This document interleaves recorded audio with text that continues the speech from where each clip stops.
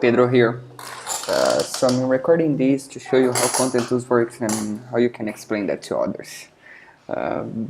Basically, every new company, they have their own URL and they're gonna have access to a workspace that looks like this. So inside a company, in this case I'm at your company in the project, and we have the project help center, our blog, and resource center. The projects can be different content projects, like a US blog, a Portuguese blog, a Spanish blog, and so on. Or as marketing agencies, they might have different clients as different projects as well. So each of them can be a different client, and once you invite your users to be a part of one project, that's all they're gonna have access to. You, on the other hand, as a manager, you're gonna have access to all of them under the same umbrella, but everyone else, they can only see what they are supposed to do or what you invite them to. Let me join one of these projects to show you how it works. The first thing is for you to map out your strategy, your content strategy. And your content strategy, the goal of this feature is not only to document your strategy and having it map it out, but also to make important information available to everyone. So sometimes you have sales teams, customer service teams, or even copywriters writing content for you, and they are not inside the organization. So how they can produce a high quality content without the important information? So the goal is to keep everyone on the same page, even if they are not on the marketing team. So I got one persona right here and 3 buying stages, as well as my keywords, the goals of my strategy, the brand's voice, other source of information, and I could attach any other media as well. As I'm logged as a manager, I have the permission to edit, to modify anything, to add another persona, to add another buying stage, but everyone else, they can only see it. They won't be able to edit anything, alright? That's something called levels of permission, and you can choose precisely what each of your users are gonna have access to or not. So once I have my strategy mapped, I'm gonna go to the ideas pipeline. So the ideas pipeline, the idea behind the ideas pipeline is for you to centralize all of the new suggestions under the same place, and from here you can choose what's gonna go to production, what won't go to production, and so on. So we could give permission to everyone to collaborate, adding a new content, so like the hottest topics about content marketing. In 2017, that will be a blog post, but that could also be an ebook, a Facebook post, a newsletter, and so on. The keyword I'm gonna rank for this, it's content marketing, and here I can write down the briefing, like the call to actions, the hyperlinks, or the quotes that I expect in this content. And I can also use to brainstorm with someone. So Emilia, please, can you give me a feedback about it? And every time I mention someone through @ and his name, he gets an instant notification through email with my message and a link to this page. I can also choose the buying stage I'm gonna focus. Is that a top of the funnel content, a bottom of the funnel content, and the persona. And if there's any media to attach, you can do this right here. Again, as I'm logged as a manager, I have permission to do all of these, but everyone else could just suggest. So one way some marketing agencies uses this is to create a 2-steps approval. So I can give permission to everyone to suggest a new idea. I can give permission to only my client to approve a content, and then it comes from suggested to approve. And I can be the only one who can set up production, for example. So that's a 2-steps approval. Everyone can suggest, only clients can approve, and only managers can set up production. And if I click on set up production, I'm gonna have 2 main options here. One is to schedule production. So some of our clients prefer to schedule everything up in advance. So like on the beginning of each month, they're gonna have everything that is gonna happen along the way already planned, so already scheduled. So I could click on schedule production and choose that this content is gonna go to production on the 4th of September, for example. Another way to do that is to start production right now. And if I click on start production, everyone in my team is gonna be notified about it with their deadlines, their tasks, and the briefing you just wrote. And one important thing to highlight is I'm talking about the content type blog home. And I created the following workflow for the content type blog home: production, revision, SEO approval, or design. That can be customized for each of my content types. So if I have an ebook, I could have another step over here, or a technical content could go through technical approval, for example. Or if I'm talking about an agency, for example, I could add that I want my client approval to be the final step. So there it is. And here I'm gonna choose precisely who is gonna participate in each step of the workflow. So I want Raisa to produce, I want Emilia to review. This content doesn't need to go through SEO approval. I want, let me see, so only the designer can participate in this one. Let me see some other rows. Amit to, let me add some others as well. Alright, so I want Pedro to the designing phase.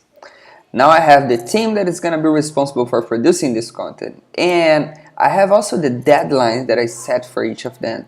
This way the platform is going to take care about notifying them and say, hey, your deadline is in 48 hours, in 24 hours.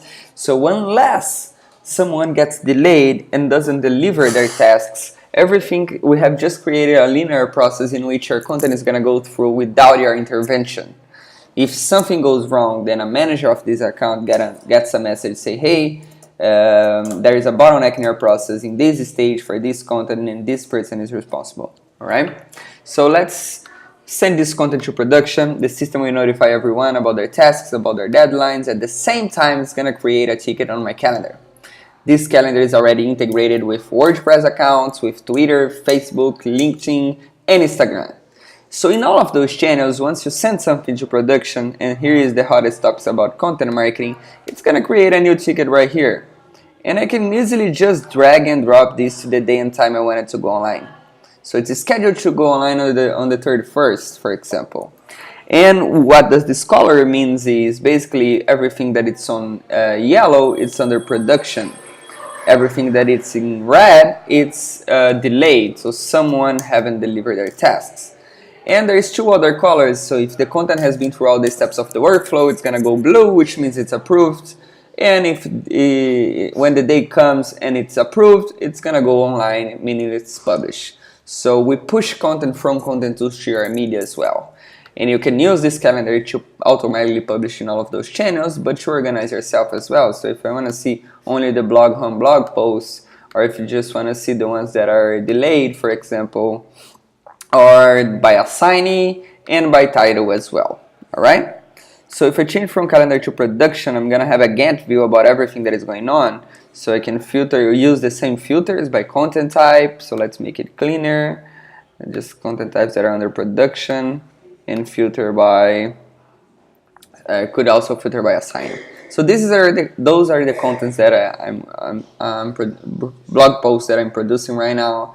Here is their types, their titles, when it was started, when it should be, in which step of the workflow that's in, when does that steps end, when does the whole content ends, when that's going online, and who is responsible for that right now. If I click on the content, then I'm gonna see it actually being produced. And I can see that each stage of the, so let me take a step back here. For each user, we have a different view. So from a writer's perspective, all the information that he's gonna need to write the content is gonna be right here on the briefing, including keywords, a description of the persona, a description of the buying stage, as well as the keywords of your strategy, your company's goals, the brand's voice, and where to look for more information. And from a manager's perspective, you're gonna have all the information that you need right here. So who is responsible for each stage, when does that ends, and so on. Everyone can collaborate, adding comments right here on the activity side. So let me just insert content marketing right here, and you can notice that when I'm writing, this icon right here is gonna change colors. So the SEO looks for the editor looks for SEO opportunities at the same time you are writing. So if I click on the link, it shows me that the only thing that I'm missing is the keyword on headings. So let me put content marketing, which is the keyword I'm trying to rank, on the headings. And if I put on headings and click on save, it's ready to go. So I have just hacked our SEO editor, but in a use case, like in a perfect scenario, people would actually write the content out down and the editor would look for SEO opportunities right here. All right. On the activity side, people can add comments that are not related to a specific part of the text, or they can also highlight it and add a comment or mention someone as well, for example. Okay, when the person comes in, he can just click on see content, and here it is. Under the versions tab, every time someone clicks on save, a new version of the content gets saved. And under the social chain, that's where we're gonna schedule all the distribution posts for this content. So this content is going online on the 31st of October. So if I click on August, actually, if I click on add, then I'm gonna have a social post for Facebook scheduled 1 day later. A weekday later, I want this to go online again, and I can duplicate this one and it's scheduled to go online 8 days later after the post, and so on. So you have all the social chains scheduled to go online at the same page you're producing the content. Under my blogs tab, that's all. If your blog is on WordPress, you can customize everything right here. So I can choose the category, I can choose the author, the featured image, I can customize the URL, I can see a preview of how that's gonna look like once it's published, and I can also click on edit on WordPress. So if I have a plugin, a widget, a template, or something on my WordPress, I can edit without having to leave the platform. So again, everything that you need under the same page to get a high quality content. You can add images, headings, videos from YouTube, a breaking line, excerpts, title, and so on. This editor is what we call the Visivig. So basically what you see is what you get. Okay? So just let me change from another company here to show you how the library works. But basically every time a content gets published, it goes straight from your production list to your content library. And if I click on the content library, I'm gonna be able to see everything, how my content is performing after publication. Alright? So basically here I have an SEO. From an SEO perspective, is there any opportunity? If there is, fix it. And I click on it, it's gonna show me exactly what I can improve. So duplicate description tags, and my image doesn't have the ouch attribute, and I'm missing the H1 heading presence. So again, every time you have everything on green here, it means your chances of ranking your content are a lot greater.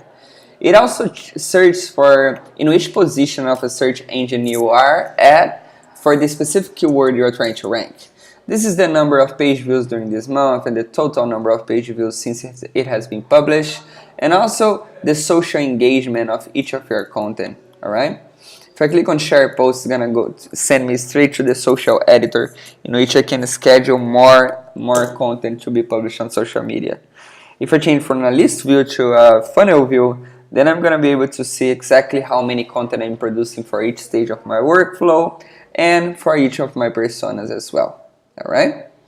On the analytics side, that's where I check data about my analytics, like number of page views, number of references, the 20 most visited URLs, my best channels. I can choose the time range that I want to analyze and the graphics that I wanted to see or not, and I can export that as a PDF for a client, for example. Alright? Payments to content professionals. So here's where you set how much you're gonna pay for each of the production, revision, designing, and management. And every time a content gets approved, it calculates exactly how much it should be transferred for each of your team members. Okay, so that is used mainly by companies that are using copywriters or outside freelancers. Okay. On the settings page, this is my team members. You can see that each of them, they have a different role at my company. So I have managers, writers, editors, and clients. And the mainly difference between all of those are the level of permission. So if I click on client, for example, I want this guy to be able to view my strategy but not edit. I don't want him to see the project settings, neither the team member settings, and so on, so on. So you're gonna customize exactly what each person is gonna have access to, and in which stage of the workflows they can participate or not. Under the content type, that's also completely customizable. So I can have blog posts, help center articles, newsletter, etc., etc. And for each of those, you can also link different media. So for example, for the social posts, I have linked my Facebook profile to Twitter accounts and an Instagram account. So when I publish on this, I automatically publish in all of those channels. Okay? And another difference between the workflow, the content types are the workflow they're gonna go through. So for example, for the blog post, I have created translation, review, refining, edition, and approval. And also I can choose who can participate in this stage as well as their deadlines. But it's pretty easy to modify your workflows as well. So if I want to delete some steps, now it's translation, review, and edition. Okay? And again, you can do that for each of your content types. On the media integration side, those are the media integrations that we currently have. So WordPress accounts, Twitter, Facebook, profile pages and groups, LinkedIn on profiles and companies, and Instagram accounts. There is some other possibilities that you can integrate through Zapier. So if you wanted to publish on Medium and Webflow, Webstack, or Contentful, some other CMS, you can do that through Zapier as well. Okay. Besides that, for one extra thing that I wanted to show you. So let's say one of our clients wanted to show a landing page or a template, a newsletter template to a client to approve. They can also do that on the editor. So for example, you just have to click here, insert the HTML code, and go back. And here's the content. Your client can just click here and see like adding comments to a specific part of the text, and so on. Alright? Another thing that marketing agencies likes a lot are the permission to, it's what we call branded version. So you can customize logo, colors, and address. If I click here, for example, I can change the color, I can change the icon, I can change my logo, and if I click here, I can also change the color of my company. So I want to leave it a little bit purple. Alright? So it would be, it's not a completely white label, but it is a branded version of the software. Alright? Something else that I wanted to show you are the notifications. So basically, every notification of the platform can be customizable. You can choose if you want to receive that in app or through email, or you can do like me. I disable all of them and I receive a daily digest on my email every morning. And whenever someone mentions my name, I get an instant notification through email as well. One last thing is the Find Content Professional. So let's say, let me just change to another company here because I don't have the permission.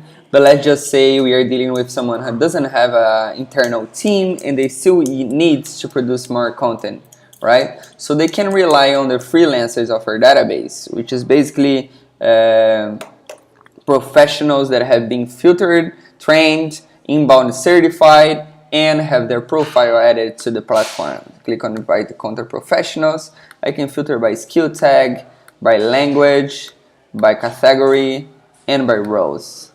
And let's say I want an English speaker.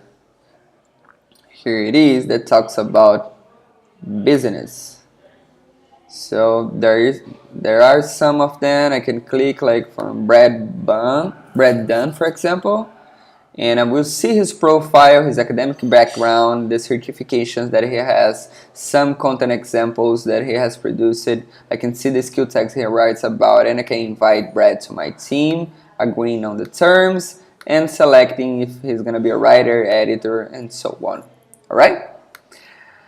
So I try to be as fast as possible. I hope this helps you understand a little bit content tools, but again, if you have any feedbacks or improvement opportunities, feel free to reach me out. Alright? Reach out to me. Thank you, Keith.